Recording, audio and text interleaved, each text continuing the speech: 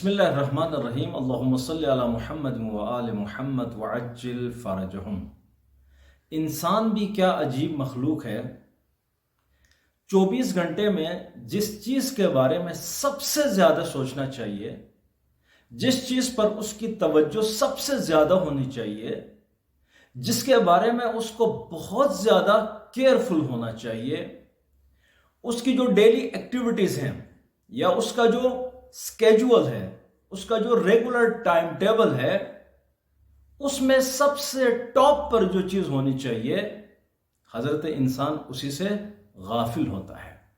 اس کی کوئی توجہ اس پر ہوتی نہیں ہے، اس کے بارے میں کسی قسم کی وہ کیئر نہیں کرتا، غافل رہتا ہے۔ میری مراد ہے انسان کی قبر۔ مولا علی علیہ السلام فرماتے ہیں ان القبر ینادی کل یوم، انسان کی جو قبر ہے وہ انسان کو ڈیلی بیسس پہ 5 مختلف الفاظ کے ساتھ، کلمات کے ساتھ پکارتی ہے۔ انا بیت الغربہ، قبر آواز دیتی ہے انسان کو، اور پہلا جملہ جو وہ کہتی ہے حضرت انسان سے مخاطب ہو کر، وہ ہے انا بیت الغربہ۔ بیت کہتے ہیں عربی میں گھر کو، اور غربت سے مراد ہے تنہائی۔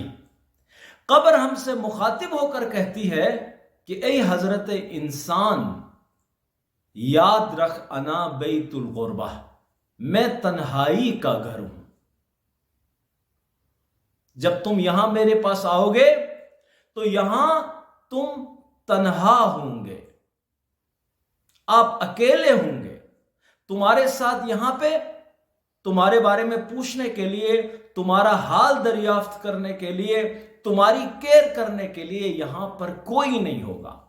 نہ تمہارے پیرنٹس ہوں گے، نہ تمہارے بہن بھائی ہوں گے، نہ تمہارے دوست ہوں گے، نہ ہی کوئی اور افراد، کوئی اور شخص، کوئی بھی نہیں ہوگا تمہارے ساتھ۔ لہذا انا بیت الغربہ، میں تنہائی کا گھر ہوں۔ بس جب تک آپ کے پاس فرصت ہے آپ اس بارے میں سوچیں۔ انا بیت التراب، دوسرا جو جملہ ہے جو مجھ سے اور آپ سے مخاطب ہو کر قبر ہمیں پکارتی ہے، بولتی ہے، وہ ہے انا بیت التراب۔ بیت گھر، تراب مٹی۔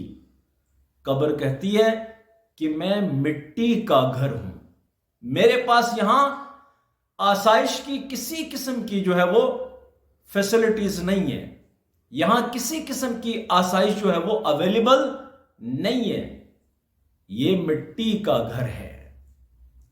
اگر تمہیں قبر میں آسائش کی فکر ہے تو پھر جب تک تمہارے پاس زندگی ہے تم اس کی فکر کرتے رہو۔ انا بیت الوحشہ، تیسرا جو جملہ ہے جو قبر بولتی ہے، پکارتی ہے، مجھے اور آپ کو بتاتی رہتی ہے، وہ ہے انا بیت الوحشہ۔ وحشت کہتے ہیں ڈر اور خوف کو۔ قبر کہتی ہے مجھ سے اور آپ سے مخاطب ہو کر کہ انا بیت الوحشہ، میں ڈر اور خوف کا گھر ہوں، میں تاریکی کا گھر ہوں، میں وحشت کا گھر ہوں۔ یہاں پہ کسی قسم کی روشنی جو ہے وہ اویلیبل نہیں ہے۔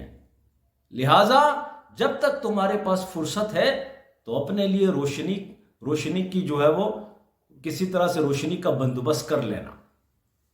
چوتھا جو جملہ ہے وہ ہے انا بیت الدود والحوام۔ بیت گھر، دود والحوام یعنی الحشرات المؤذیہ، یعنی اذیت کرنے والے، تکلیف پہنچانے والے، اذیت دینے والے جو کیڑے مکوڑے ہوتے ہیں، ان کو عربی میں کہا جاتا ہے دود والحوام۔ جیسے سانپ ہے انسان کو ڈس لیتا ہے، جیسے بچھو ہے انسان کو کاٹ لیتا ہے تو قبر کہتی ہے حضرت انسان تمہارے پاس فرصت ہے ابھی بھی کچھ کر لو اپنے لیے کہ میں گھر ہوں کیڑے مکوڑے، اور وہ بھی وہ کیڑے مکوڑے جو جن سے انسان کو بہت زیادہ ڈر لگتا ہے، جو انسان کو کاٹتے ہیں اور جو انسان کو ڈس لیتے ہیں۔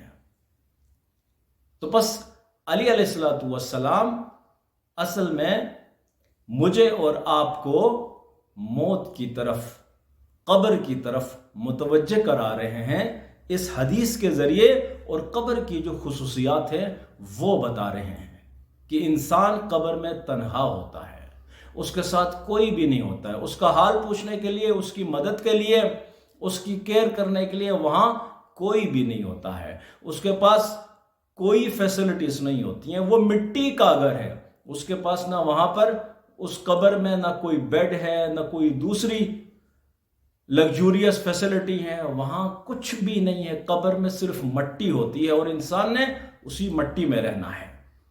اسی طرح سے وہاں تاریکی ہوتی ہے، وہاں پہ اندھیرا ہوتا ہے، وہاں کسی قسم کی روشنی اویلیبل نہیں ہوتی ہے۔ اسی طرح سے وہاں پر انسان کے ساتھ وہ وحشتناک کیڑے مکوڑے ہوتے ہیں۔ پس دوسرے الفاظ میں میسج یہ ہے کہ اگر کوئی چیز قبر میں انسان کے ساتھ ہوتی ہے تو وہ اس کے اعمال ہیں جو اس نے دنیا میں انجام دیے ہیں۔ اعمال چاہے اچھے ہوں چاہے برے ہوں، یہی اعمال ہوں گے جو قبر میں انسان کے ساتھ ہوں گے۔ اگر انسان اس دنیا میں متقی ہے، پرہیزگار ہے، اچھا ہے، نیک ہے، لوگوں کی مدد کرتا ہے، غریبوں کی مدد کرتا ہے، ہمسایوں کی مدد کرتا ہے، حقوق کی رعایت کرتا ہے، اپنی جو انفرادی رسپانسبلٹیز ہیں، اپنی جو اجتماعی رسپانسبلٹیز ہیں ان کو انجام دیتا ہے، حرام سے خود کو بچاتا ہے، واجبات کو انجام دیتا ہے الی آخر، یعنی اس کے اعمال جب نیک ہوں گے تو یہی قبر وہ انسان کے لیے ایک بہشت کی صورت وہ اختیار کرے گی۔ لیکن اگر انسان گنہگار ہو، اس دنیا میں ظلم کرتا ہو، اس دنیا میں لوگوں کے رائٹس کو پامال کرتا ہو، اس دنیا میں حرام حلال کی تمیز نہ کرتا ہو، حرام کھاتا ہو، حرام کماتا ہو، بچوں کو بھی حرام کماتا ہو، اپنے جو نیبرز ہیں، ہمسایہ ہیں، ان کو اذیت کرتا ہو، دوسرے مومنین کو اذیت کرتا ہو، تو پھر اس کے لیے اچھی خبر نہیں ہے۔ وَمَا عَلَيْنَا إِلَّا الْبَلَاغُ الْمُبِينُ۔